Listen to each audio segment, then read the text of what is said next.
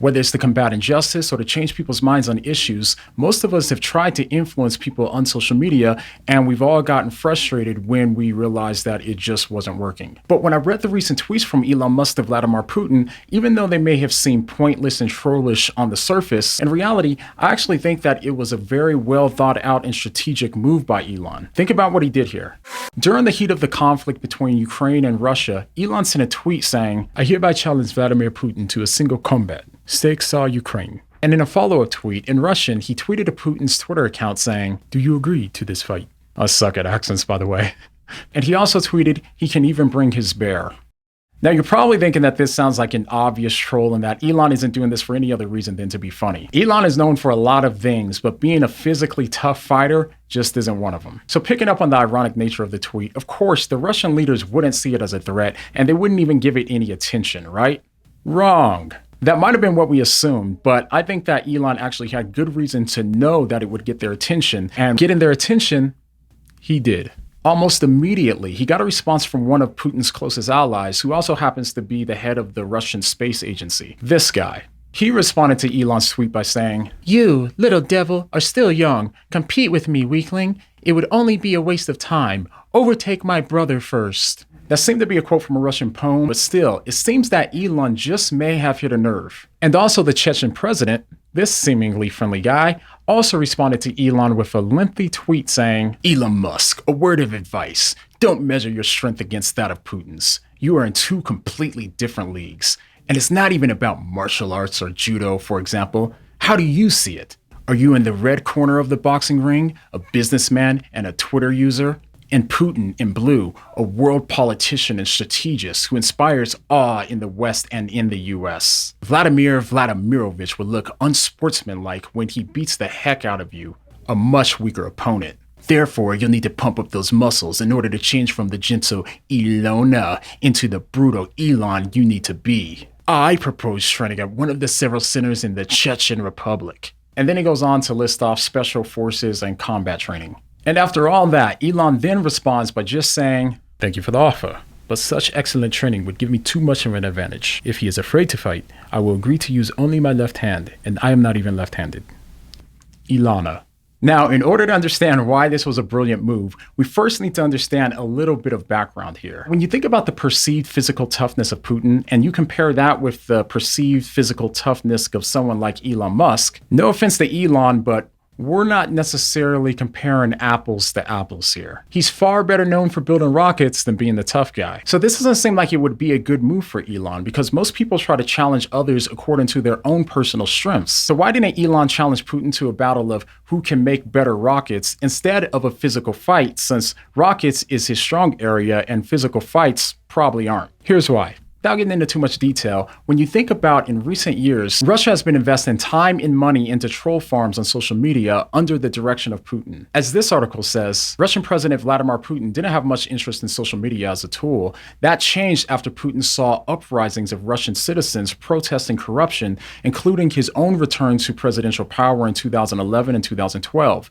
These citizen uprisings developed spontaneously and organically, in part on social media. So prior to understanding the power of social influence that social media has, Putin always knew that social persuasion came from public opinion. He realized that social media could be used for or against them, and so he decided to control parts of social media in order to unify Russia behind his leadership. And he also knew that the most effective way to do this would be to promote himself in light of the things that Russia as a country valued the most. Given Russia's complex and challenging history, going through drastic changes has helped shape Russian identity around a core value of being strong and tough. And so when it comes to Putin as a leader, a big part of the persuasion power that he had on social media was people promoting him as the physical embodiment of the Russian values of strength and toughness. This is why we hear a lot of his supporters talking about how he's trained in martial arts and why there's pictures of him riding on top of bears with his shirt off and so on. If somehow he were made to look weak, then he would no longer be fulfilling the core social value of toughness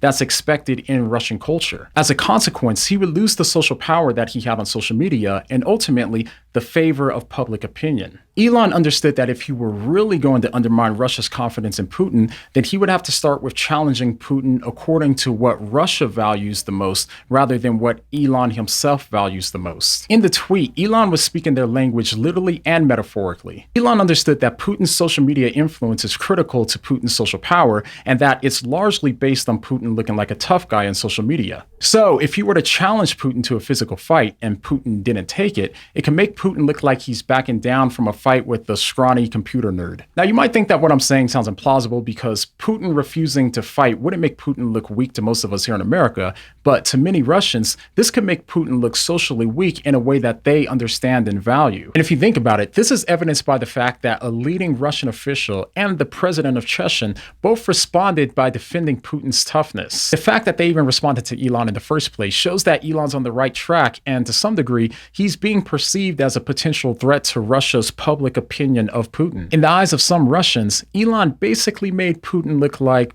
Now, what Elon did here is something that all of us can keep in mind if we want to be more effective in persuading onlookers on social media. And to be clear, I'm just like the rest of you guys. I also want to be effective on social media, and sometimes I doubt that my presence on social media is having the influence that I'm hoping for. But one thing that I've noticed is that I've been more persuasive with people when I start with something that they value a lot, and I use that common ground as a way to move them to a deeper message that they need, but they otherwise wouldn't have realized the value that that message had for them. But the truth is, I didn't learn this from Elon. Instead, I actually learned this from paying close attention to how Jesus and Paul did this in the Bible. For example, when it came to persuading onlookers, think about how Jesus did this with the followers of the Pharisees. The Pharisees were really concerned with morality and led onlookers to believe that they could attain their salvation themselves by following the law and being very moral. But of course, Jesus came to show people that they couldn't attain salvation through their own morality, and that they could only find salvation in him. But the followers of the Pharisees wouldn't have been able to respect what Jesus was saying because they were already persuaded by the Pharisees. So Jesus had to undermine the thing that was a core value in their culture,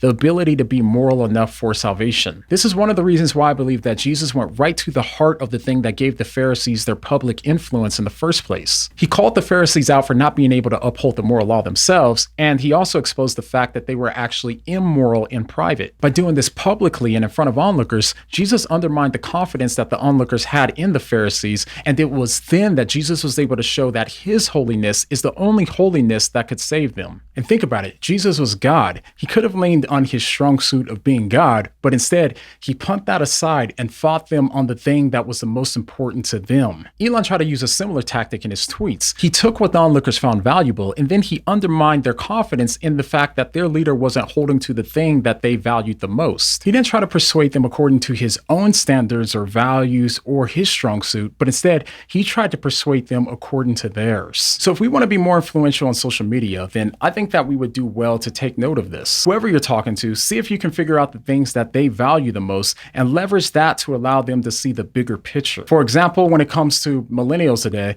one of the things that we tend to value the most is the freedom to do whatever we want to do. So if you're trying to persuade a millennial towards Christianity, then you'll be more effective if you try to show them how their idea of freedom is actually causing all of the problems in their life rather than helping to solve the problems in their lives. And after you do that, then they'll be more open to hear your reasons for why you believe that Jesus offers a better kind of freedom than they initially thought that they had. I did something similar to that in this video where I talked about how Caitlyn Jenner was worried about going to heaven after transitioning. Click here to see what I mean, and I'll see you over there. But the next time you find yourself frustrated that you can't persuade people on social media, what are you gonna say?